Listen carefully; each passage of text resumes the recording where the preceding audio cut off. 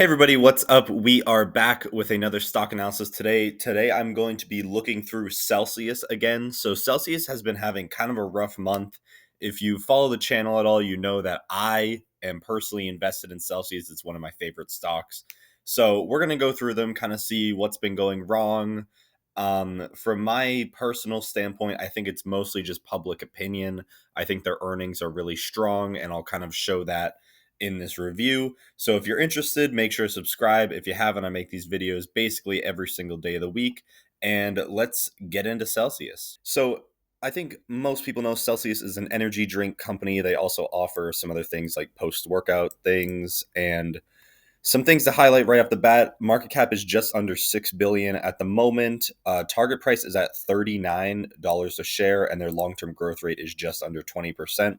Right now, they're sitting at $25 a share, so pretty far off from that. However, it is important to note that they have been dropping a lot recently. So when that estimate was made, it could have been a couple months ago when the stock price was closer to around $30. I'm not really sure, but I'm going to assume that it's fairly up to date, which honestly, I do kind of believe in that valuation, and I'll show that in a little bit with some of their growth estimates. So, first of all, their growth summary 10-year sales growth estimate is at 62%, which is massive. The 3-year estimates for everything are filled in, and all of them are very, very positive, especially free cash flow, which is a huge 200, almost 250%. So, overall, I think that is enormous. And if they can stick to the way these estimates have been going, I think it'll be huge for the company. So let's just head right into their financials and kind of see what's been happening recently. Now, I don't think I have reviewed this company since their last earnings report. Their next report is in February. So going off of what I'm seeing here, we can see 2024 was a pretty big year for them, and they actually do not have the last month in yet, or the last quarter in yet, I should say. So this is the finalized results of their last couple quarters. You could see there is a bit of seasonality with it, I think, at least from what I'm seeing, possibly not. But overall, 2024, on average, they saw their largest sales quarter ever 2 quarters ago. March was also pretty big. So I think overall, they're seeing higher sales. Now, their end of the year final quarter will definitely um, put a lot of reference on where the company is going into 2025, which we can't see that yet. But one thing to note is that profit took a huge hit in the past quarter, which is not great. Obviously, so did sales. Operating income actually went negative. However, they still did make a profit through some other means. But overall, they did take a pretty significant hit. And actually, it is their first time having a negative operating income since December of 2022. And their net income has still been positive, which is good that they're still able to keep that positive. But overall, that is a little bit concerning. Obviously, their EPS went negative, which I think was a huge miss on their earnings report that a lot of people saw. So that is not great. One other thing to note here, their total shares are increasing, albeit very slightly, honestly, in my opinion. But they are still consistently increasing quarter over quarter. So that is something to note as well.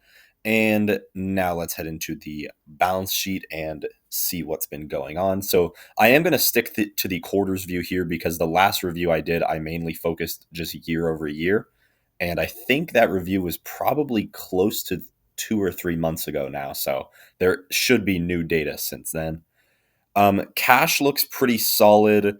One thing to note, they don't have a ton of debt at all. Actually, they basically have no debt whatsoever. So that is one thing that I personally really like about the company. They have a ton of cash. They're ready, or at least they should be ready to start investing that into the company more. And with that huge amount of cash, they have no debt.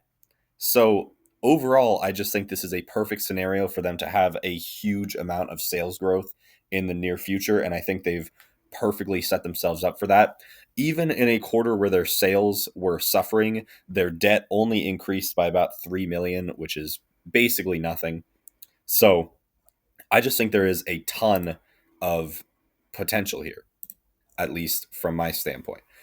Some other things to look into: property, plant, and equipment is at an all-time high at the moment, which generally is pretty good. Inventories are also at an all-time high, or at least close to it. Or their inventories are on the higher end of where they usually are at the moment, I should say. But other than that, yeah, not much debt at all. They do have a lot of other liabilities, which is just deferred income. So nothing too crazy there. And other than that, we just have positive retained earnings for the company, which is usually a positive sign overall. And now let's get into the cash flows. I think balance sheet overall was very, very good. So now let's take a look at their cash flows. So you could see in the past quarter, they did take a big hit to the operating income. We saw that earlier on the income statement. And I'm not sure exactly what caused the decrease in demand. We will hopefully see that later in their earnings report. Hopefully, there's a bit more of an explanation there. But overall, investing cash flow looks fine. Purchase some investments. They have, of course, been very steadily selling off a little bit of stock and also paying dividends, which I actually didn't even realize. If we head back up to the so they do not have a dividend yield. This could be to shareholders, if I had to guess, because it does say cash dividends paid and it is every single quarter. So, not really sure exactly. It's negative. It should be positive. Not really sure exactly what's going on there. It could be to employees or maybe management. I'm not really sure. But anyway, free cash flow still at the end of the day is positive and has been since the beginning of 2023. So overall, I still think the company is right where it wants to be. Next thing I want to look at is their segment history, just to kind of visualize their sales growth. So the company has been, if we just look at their stock chart here, has been kind of suffering since mid 2024, and it hit an all time high close to the beginning of 2024. And since then, we've seen them perform fairly well financially. I honestly just think what happened was they were very significantly overvalued at that time, and now they're returning to a bit more of a fair price. Actually, in my opinion, their fair price is probably closer to 40 to 50, which is why I have a fairly significant amount of the stock myself. But you could see they have had explosive sales growth over the past few years. Now, this doesn't include 2024 so far, but I believe 2024 will see them either beat this significantly or match it. And actually, if we just go back to the income statement quickly, we could kind of see they have first two quarters of 2024 were very, very good. And third quarter wasn't fantastic. However, I still think that they will beat their numbers for 2023 as long as they get a little bit over 300 million in sales. So overall, I still think they are going to beat their fiscal year revenue. But now let's head into the ratios and see how these have been changing. So the most recent quarter will most likely be pretty rough. This is the past couple years, but I want to see the quarters. So gross margin decreased slightly, operating margin decreased significantly, and their net margin also decreased. So overall, across the board, their profitability has decreased. Everything is still positive, which is good, but at the same time, we really were hoping to see some improvements and at the very least, some sales growth. Now, all of this comes with a decline in sales, which is not great. They definitely need to work on pushing sales growth a little bit more. Lower margins are perfectly fine as long as your sales growth outpaces the loss of profitability percentage. And right now, we're just not seeing that over the past quarter. Now, the quarters before that, we were seeing that, and we were seeing improved margins as well.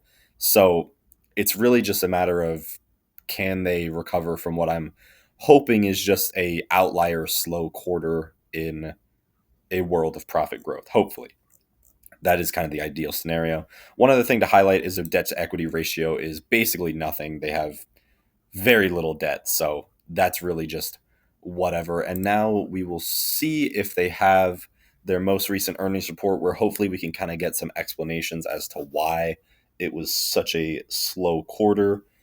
And we will see here. So metrics recap for quarter three earnings. That's what we want to see. And looking into the recap here, of course, there's not too much information because why would there be? So North American revenue decreased fairly sharply by about 30 million. International revenue also missed slightly. Gross margin came in a little below, and EBITDA margin came in significantly below. Let's see if there are street takeaways. This is kind of the important part that we want to look at. So this is the analyst commentary here, and you can see there are some price targets being lowered. $44 from 47 remains at 35, lowered from 43 to 40, and this target remains at 47. So all of them, or at least 3 out of the 4, maintain a buy hold rating for the company, which is good. And I'm just going to read through the overview here quick. So shares were down 5.3% on the miss, and Pepsi's inventory optimization led to a very large impact to their sales. So it's mostly because of their revenue with Pepsi that we're seeing the decrease in sales. And other than that, that basically caused the rest of the metrics to miss. Analysts were more cautious. North American sales weakness attributed to Pepsi's inventory optimization. Company is prioritizing sustainable international growth. Near-term challenges include inventory write-downs and distributor issues despite headwinds. Some remain optimistic about long-term potential. Strong brand, innovative products, and strategic partnerships. However, they caution that significant market share growth and profitability improvements are necessary to re-engage investors. And honestly, I completely agree with that. I think we do need to see a lot of growth. Like, bottom line, we need to see sales growth continuing the historic levels of growth that they saw in the past 3 years. So hopefully we can see that. Anticipates a $15 million inventory write-down in 2024, which they have already factored in. Sees them prioritizing international growth, which I think is a fantastic idea. I believe the last time I looked through it, they were expanding into New Zealand and Australia, if I remember correctly, which we might be able to see some geographic revenue here, although I don't know how up to date it will be. So overall, we can see the revenue from a lot of countries have been seeing some growth. Now, it does look like they are in many different countries around the globe. However, most of these are 0.1% of their revenue. The vast majority of the revenue is in the US. So I think a lot of their costs are coming from breaking into these international markets. And hopefully, if that is successful in the next few years, we can see a lot of different changes. One other thing to note is that this data is from 2023. It updates year to year.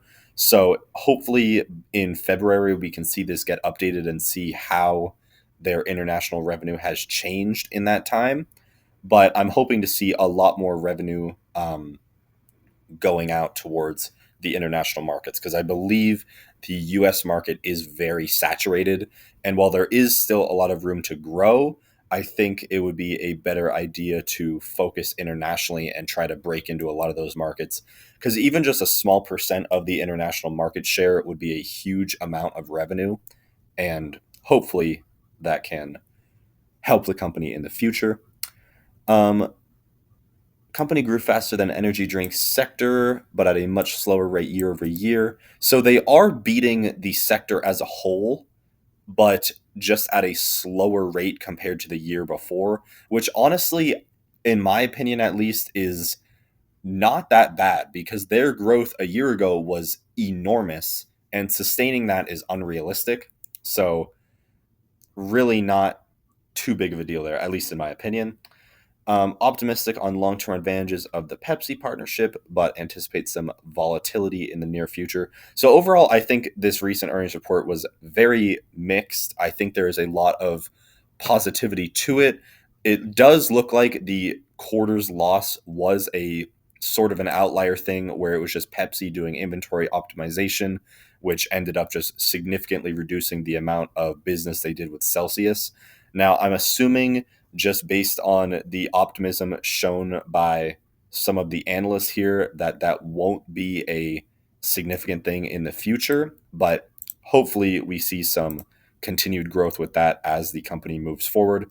So going into the stock price here, we could see they have been in a downward channel for a while. They actually did have a breakout from that channel just about a month ago now, but since then they've continued lower and have actually just made a new low today. So they could be heading significantly lower than they are now. However, I am hopefully looking at some support being found here and the company going up. Obviously, we want the company to go up, but overall, a little bit of an uncertain future. I don't think I will be buying more of the stock. I just bought, I think, 4 more shares like this morning. So that's probably the end of my Celsius buying for a little bit now. But overall, I do think there's a lot of potential for growth. You can see their stock price is at the same point it was at 4 years ago now. So I just think there is potential here. I think 4 years ago, the value that they had was vastly, very much far lower than it is now. So I think we will see them go higher from here. But overall, this next earnings report is going to be very important. And yeah, that is all I have for Celsius today. Hope you enjoyed. Make sure to subscribe if you haven't, and I will see everybody in the next video. Thanks for watching.